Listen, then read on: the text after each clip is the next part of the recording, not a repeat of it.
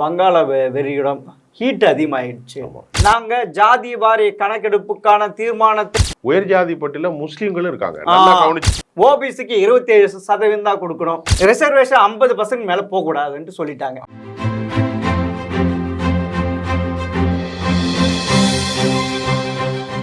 MTV நேயர்களுக்கு வணக்கம். அரசியல் ஆடுகளம் பகுதி இன்றைய கள நிறுவனத்தை பற்றியும் அரசியல் நிலவரங்களை பற்றியும் விவாதிப்போம். வாருங்க. வணக்கம் சுபியான் சார். வாங்க சார். என்ன சார் செய்திகள் நிறைய இருக்குன்னு நினைக்கிறேன். ஆமாம், சர்வதேச செய்திகள் ஒன்று அபாயகரமான செய்தி இருக்கு. அது மட்டும் இல்லாமல் உள்ளங்களை எல்லாம் நம்மளையெல்லாம் ஒரு நிமிஷம் அப்படியே மயான அமைதி கொண்டு செல்லக்கூடிய ஒரு பேரழிவு செய்திகளும் இருக்கு. விலைவாசி உயர்கள் செய்தி இருக்கு, நிறைய செய்தி இருக்குன்னு நான் நினைக்கிறேன். நீங்க என்ன சொல்ல போறீங்கன்னு எனக்கு தெரியாது. வயநாடும் இருக்கு, வயநாடு அதை நீலகிரியும் இருக்கு.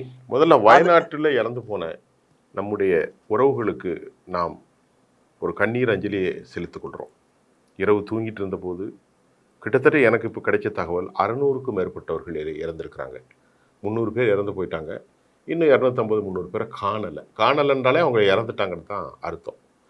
சற்றேறக்குறைய 1000 பேர் இறந்துருக்காங்க. இது எப்படி நடந்துச்சுன்னு நீங்கள் நினைக்கிறீங்க? இயற்கைக்கு எதிராக ஜனங்க இருக்கிறாங்க. தேவையில்லாமல் ரங்கநாதன் கமிஷன், கஸ்தூரி ரங்க கமிஷன் எல்லாமே சொல்லியிருக்காங்க. மேற்கு தொடர்ச்சி மலை அபாயத்தில் இருக்கிறது, மிக அபாயத்தில்.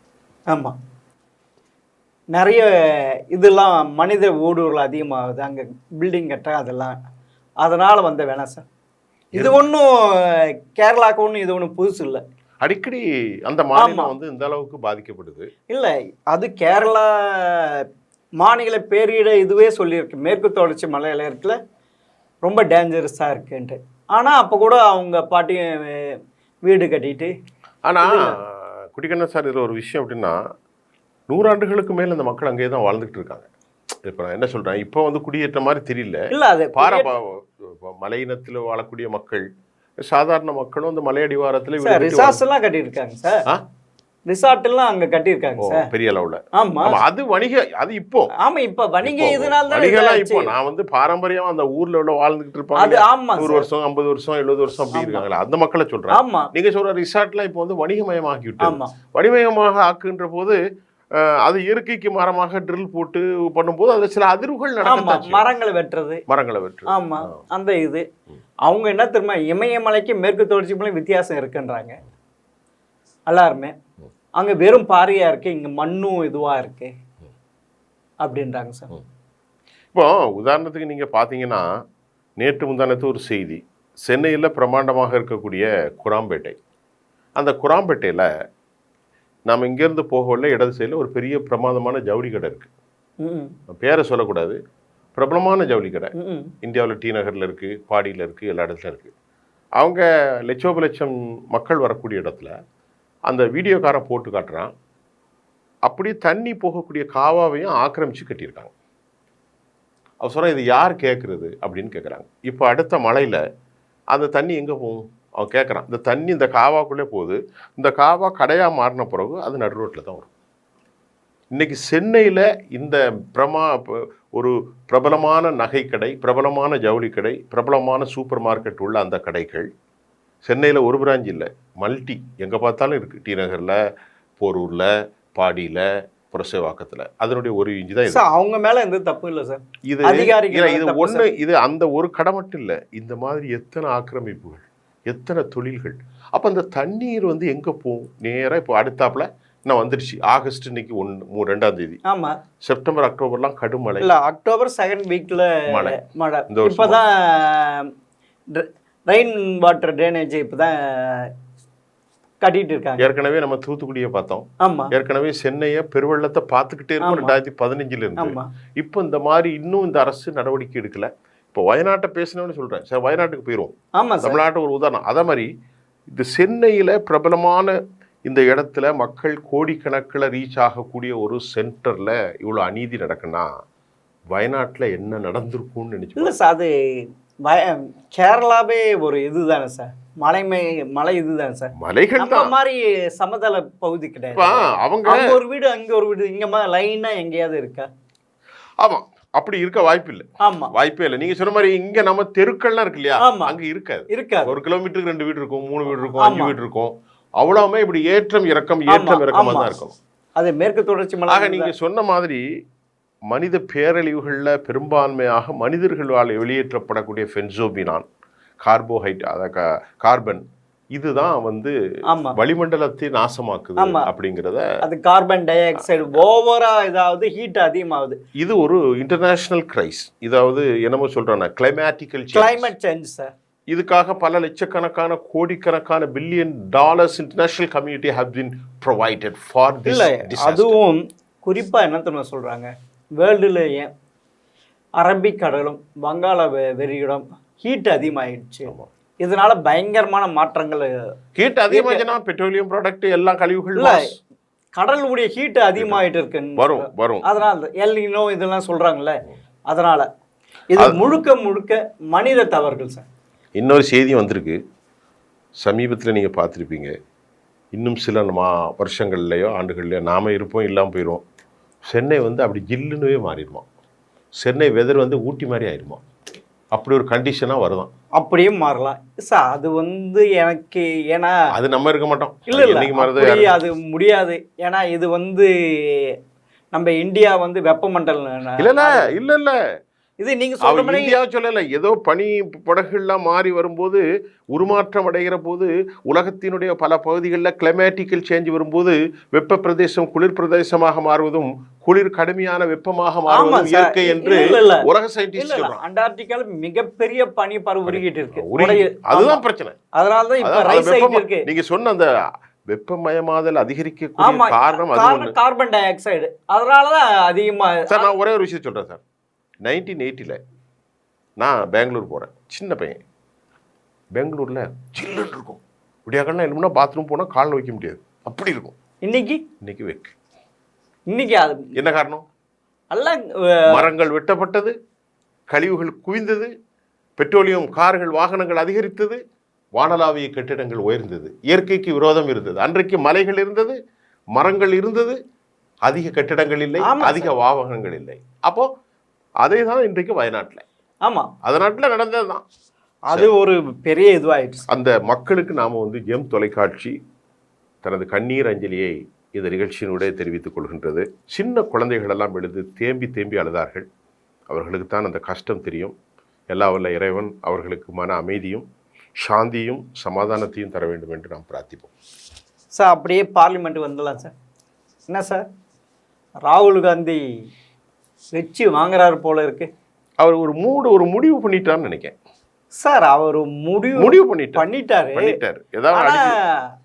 அவர் எடுக்கிறதே டிஃபென்ஸ் சரியா இல்ல சார். அது சரியா இருக்கா இல்லையாங்கிற ரெண்டாவது, அவர் ஒரு முடிவு பண்ணிட்டாரு, நான் இப்படிதான் பேட் பண்ண போறேன்னு. ஆமா, இல்ல டிஃபென்ஸ் அட்டாக் பண்றாரு. அக்ரெசிவ் இல்ல, நீ வந்து பழசும் நீ நினைச்சு பார்க்கணும்.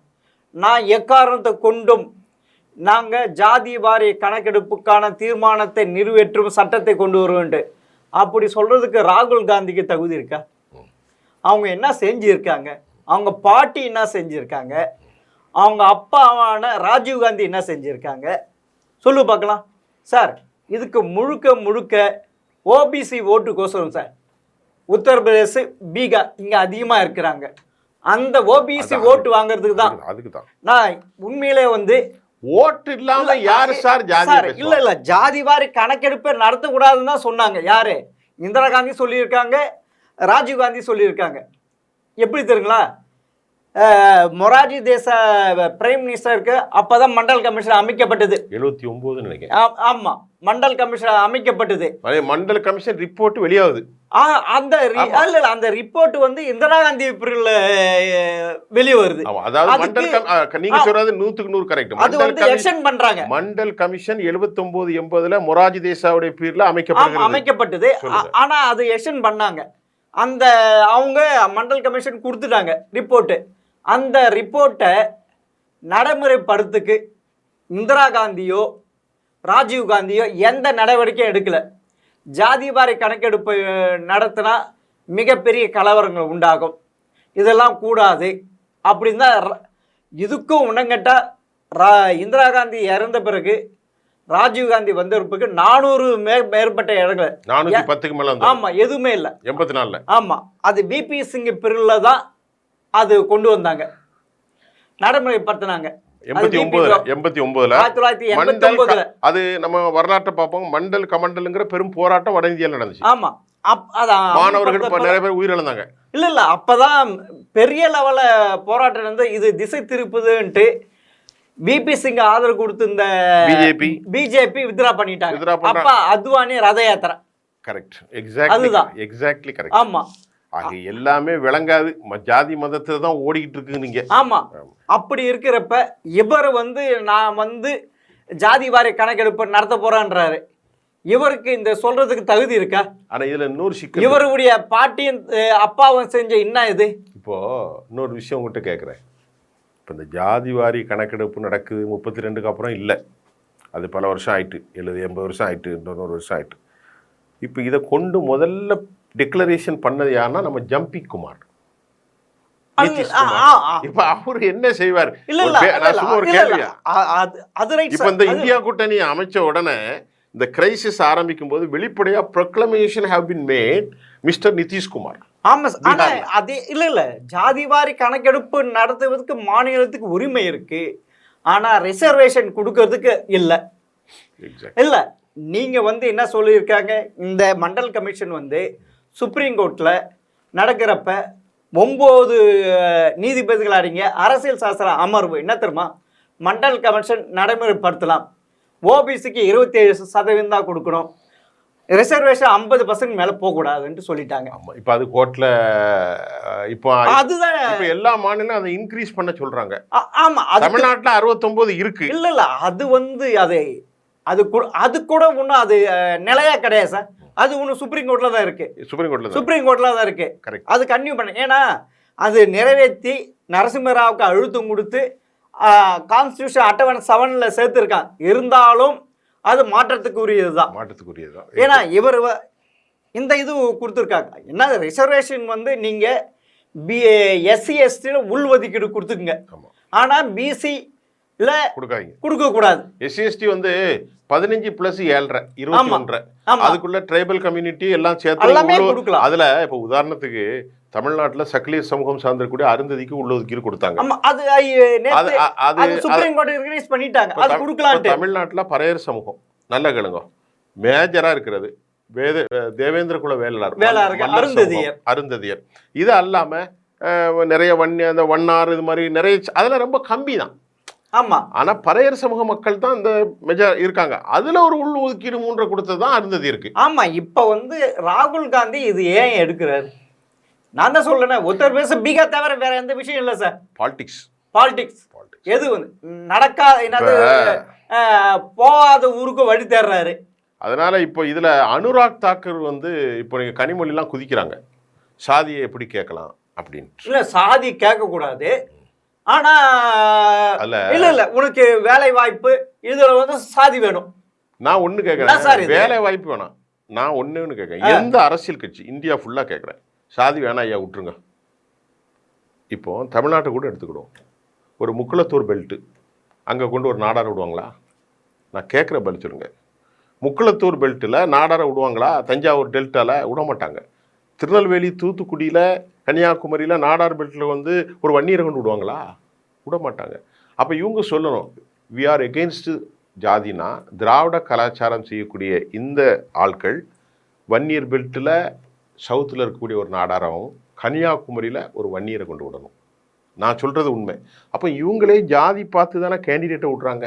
ஆமாம், முக்குளத்தூர் இருக்கிறாங்களா, அருந்ததி இருக்கிறார்களா, பறையர் இருக்கிறார்களா, வன்னியர் இருக்கிறார்களா? சார் நான் கேட்குறேன், ஒரு குடும்பத்துக்கு ரிசர்வேஷன் கொடுத்துறீங்க, அதான் சுப்ரீம் கோர்ட் சார் ஒரு கவுண்டரை இல்லை சார் அதுதான் சார் அந்த இதுக்கு நீங்கள் அவங்க வந்து கிரீம் லேயர் மேலே போயிடுறாங்க. திருப்பியே ஏன் அவனுக்கு அது கொடுக்கக்கூடாதுன்றாங்க. இது வரைக்கும் எந்த அரசியல் கட்சியாவது எந்த அரசாங்கமாவது இது மாதிரி கேட்டுருக்காங்களா? ஆனால் இன்னொன்று, இந்தியாவில் இந்த மதவாதம் இப்போ கொஞ்சம் அமைதியாக இருக்கிற மாதிரி இருக்குது. ஆனால் அடிக்கடிக்கு அதுக்கு வந்து இவங்க ஆப்போசிட்டாக தூண்டி விடுறதான் ஜாதிவாதம். இப்போ இது வந்து அடுத்து நீங்கள் சொன்ன மாதிரி ஓபிசி இப்போ என்ன உத்தரப்பிரதேசத்துல ஓபிசிடி வாக்குகளை இவங்க பெற்றுக்கொண்டு சுவை கண்டாங்க. ஆமா, இந்த சுவையை நீ அவங்க யூட்டிலைஸ் பண்ணுவாங்க. ஆமா, பீகாரா அதே மாதிரி இருக்கு. பீகார்ல அடிப்படையான சங்கநாதமாக இருக்கிறதே இந்த சாதி தான். ஆமா, அங்கதான் பாத்தீங்கன்னா ஓபிசிக்கு பாத்தீங்கன்னா ஏறக்குறைய 65% இருக்காங்க. 65% இருக்காங்க. உயர் ஜாதியின வந்து 12%. இன்னொரு விஷயம் என்னன்னா, உயர் ஜாதின்னா எல்லாருக்கும் ஒரு மைண்ட்ல என்ன பண்ணுதா பிராமின் தாங்கிறது அது தப்புங்கிறது சொல்லுங்க. ஒரு நிமிஷம், உயர் ஜாதி பட்டியல ஏராளமான ஜாதி இருக்கு. உயர் ஜாதி பட்டியல முஸ்லிம்களும் இருக்காங்க. நல்லா கவனிச்சுக்கிடுங்க. குஜராத்ல இருக்காங்க. ஆமா, கேரளாவில் இருக்கக்கூடிய சிரியன் கிறிஸ்டின் உயர் ஜாதி, குஜராத்தில் இருக்கக்கூடிய ஷியா முஸ்லீம் உயர் ஜாதி, அதே மாதிரி பிராமின்ஸ் இருக்கிறாங்க. அதே மாதிரி வடநாட்டில் இருக்கக்கூடிய பூமிகார் இருக்கிறாங்க. ஆமா, ஏராளமான சாதி இருக்கு. தமிழ்நாட்டில் முதலியார்கள் வர்றாங்க, செட்டியார்கள் வர்றாங்க, தமிழ்நாட்டில் இருக்கக்கூடிய பல புள்ளமாறு சைவ புள்ளமாறு வர்றாங்க. அதனால உயர் சாதினா நீங்க பிராமின்னு நினைக்காதீங்க, அந்த கண்ணட்டத்துல பார்க்காதீங்க. பிராமினும் இருக்கிறார்கள், மற்ற எல்லா சாதியும் இருக்க, முஸ்லீம்களும் இருக்கிறார்கள், சிரியன் கிறிஸ்தவர்களும் இருக்கிறார்கள். சார் அந்த உயர் ஜாதியில பல நடிகர் பிராமின் கம்மி. தமிழ்நாட்டு சவுத் இந்தியா பொறுத்த வரைக்கும் இங்க 3 அவங்க ஒரு விஷயத்த நான் ஏன் இதுக்கு தெளிவா சொல்றேன் மிஸ்டர் குட்டிக்கண்ணன், மக்களுக்கு இந்த நிகழ்ச்சியினோட ஒரு அறிவு உருவாக்க. முஸ்லீம்கள் இருக்கிறார்கள் உயர் ஜாதியில ஏன் சொன்னோம்னா, இதெல்லாம் நிறைய பேருக்கு ஆச்சரியமான. கிறிஸ்தவர்கள் சிரியன் கேத்தலிக்ஸ் இருக்கிறாங்க கேரளாவில், முழுவதுமாகவே உயர் சாதி தான். அதுலேயும் பிராமணர்களும் இருக்கிறார்கள், செட்டியார்கள் இருக்கிறார்கள், புள்ளமார்கள் இருக்கிறார்கள், முதலியார்கள் இருக்கிறார்கள், வட இந்தியாவை பொறுத்தவரை பூமிகார் இருக்கிறார்கள், அதே மாதிரி ராஜ்பூத்தில் ஒரு குறிப்பிட்ட செக்டோரியல் பீப்புள்ஸ் இருக்கிறாங்க. ஆக பட்டேல்கள்லையும் உயர் சாதி இருக்கிறாங்க. ஆமா சார், அதனால எல்லாத்துலயும் இருக்காங்க. உயர் சாதி 22% வட இந்தியாவில் இருக்கு. அதை நீங்க அப்படி நினைக்காதீங்க. அரசியல் செய்கிறார் என்பதான் ஐயா சொல்றாங்க. ஆமா சார், இது ஃபுல்லா அரசியல். இதுல வந்து அனுராக் தாக்கூர் வந்து ராகுல் காந்தி அப்படி பேசியிருக்கூடாது. அது சரி, அது இல்ல நீ எந்த ஜாதின்னு அதை தான் நம்ம ஜாதி மதமே கேட்க கூடாது. நீங்க எந்த மதம், நீ வந்து இந்துவே கிடையாது அப்படி. சார் இன்னொன்னு தெரியுங்களா விஷயம், இல்ல இன்னொன்னு தெரியுங்களா, சோனியா காந்தியே யார் தெரியுமா, 1991 வரைக்கும் யூஎஸ்எஸ்ஆர் இருந்ததுல அந்த உளவுத்துறையுடைய இதுன்னு சொல்றாங்க சார். அதன் மூலம் தான் இந்தியாவுக்கு வந்தாங்க அப்படின்றாங்க சார். அது தெரியல. இல்ல அவங்க அப்பா வந்து முசோலின் அந்த இதுல செகண்ட் வேர்ல்டு வார்ல இத்தாலியில அவங்க அப்பா வந்து யுஎஸ்எஸ்காருக்கு ரகசிய உளவாளியா மாறினாங்களாம். சோனியா என்பதுவே இத்தாலி நேம் கிடையாது, ரஷ்யாவுடைய நேம் அப்படின்றாங்க சார். இது எங்க போய் சொல்றது? இப்ப புதுசா ஒண்ணு கிளம்பிருக்கு. ஆமா, இப்படி இந்திரா காந்தி இறப்புக்கும் முழுக்க சோனியா காந்தி தான்ன்றாங்க. ஏன்னா அவங்க இந்திரா காந்தி இறப்பு பெரிய லெவலில் அவங்க இது பண்ணல, அவங்க உளவுத்துறை மூலமா தான் அவங்க ஒரு ரஷ்ய யுஎஸ்ஆர் சொல்லக்கூடிய உளவுத்துறையுடைய மெம்பர்ன்றாங்க சார். நிச்சயமாக இந்த மாதிரி பல விஷயங்கள் வரும். ஆமா, அடுத்து நம்ம தமிழ்நாட்டுக்கு வருவோம் சார். தமிழ்நாட்டில் ஒரு விஷயத்த ஆரம்பிக்கிறேன், நீங்கள் சொல்லுங்க. திராவிட முன்னேற்ற கழகம் ஆட்சிக்கு வந்து நான் உங்கள்கிட்ட கேட்குறது, நான் திமுக எதிர்ப்பானவனும் அல்ல, மற்ற கட்சிக்காரனும் இல்லை, விலைவாசி கண்ணா பின்னாடி எல்லாத்தையும் ஏந்துட்டு. ஒரு நிமிஷம் இருங்க, ரேஷனில் போடுற பருப்பையும் நிறுத்திட்டாங்க. பத்திரப்பதிவு, பால், அடுத்தாப்பில் வந்து மின்சாரம், அப்புறமா வந்து வீட்டு வரி. ஆமாம், வீட்டு வரியா இப்போ இப்படி தொடர்ந்து எல்லாத்தையும் உயர்த்திட்டு வந்து பால் தான் சொல்லிட்டேன். ஆமாம், பத்திரப்பதிவு, பால் 3 ரூபா குறைச்ச மாதிரி இல்ல, 3 ரூபா குறைச்ச மாதிரி குறைச்சிட்டு இப்போ நேற்று என்ன போட்டிருக்காங்கன்னா தொழில் வரியை உயர்த்துறாங்க. தொழில் வரியை உயர்த்துறாங்கன்னா எவ்வளோ தெரியுமா உயர்த்துறாங்க? அதாவது 135 ரூபா கட்டினவனுக்கு 350, 5000, 7000, 15000, 20000. இதில் சலூன் கடையிலேருந்து நகை கடையிலேருந்து 30,000 ரூபா யாருக்கு உயர்த்திருக்காங்க. அதுக்கப்புறம் 50,000 நம்ம கல்யாண மண்டபம் சத்திரத்துக்கு 30,000.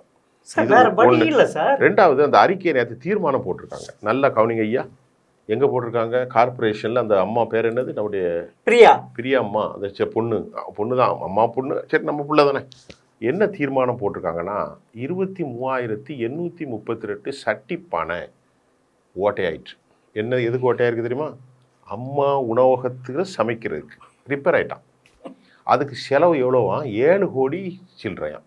அமௌண்ட்டு கொஞ்சம் மறந்துட்டு, ஆனால் 7 கோடிங்கிற கரெக்டு. இந்த 7 கோடி சில்லறைக்கு மட்டும் இல்லாமல் 21 கோடி அம்மா இந்த உணவகத்தை மெயின்டைன் பண்ண எங்களுக்கு தேவை இருக்குது, அதனால் நாங்கள் இந்த டேக்ஸை போடுறோம். ஒன்று தீர்மானம்.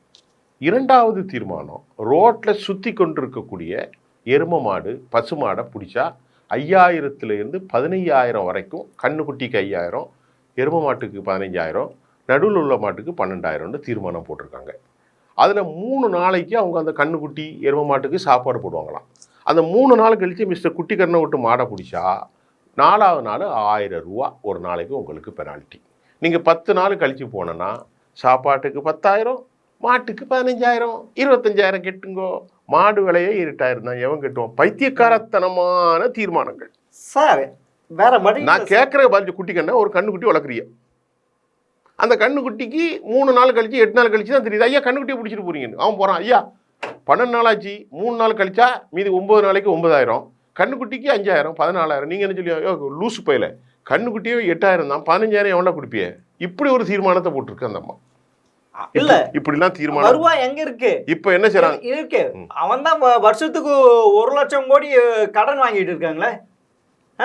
இப்போ 3 லட்சம் கோடி வந்து விடலாம். இல்ல இல்ல சார், நீங்க பாத்தீங்கன்னா இது 2006ல இருந்து 2011 வரைக்கும் கலைஞர் ஆட்சி காலத்தில் 1.5 லட்சம் கோடி கடன். அதே அதிமுக வந்து 2011லேருந்து 2021 வரைக்கும் அத்தோடு சேர்த்து 5.5 லட்சம் கடன் போயிடுச்சு. இன்னைக்கு எவ்வளவு தெரியுமா? இன்னைக்கு வருஷத்துக்கு 1 லட்சம் கடன். ஆக மொத்தம் இது வரைக்கும் 3 லட்சம் கடன். இந்தியாவிலே அதிகமாக கடன் வாங்கின மாநிலம் நம்மளது தான்.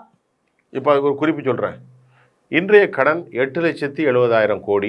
திராவிட முன்னேற்ற கழக அரசு 2021-22 இதுவரைக்கும் 3 லட்சம் கோடி கடன் வாங்கியிருக்கிறது.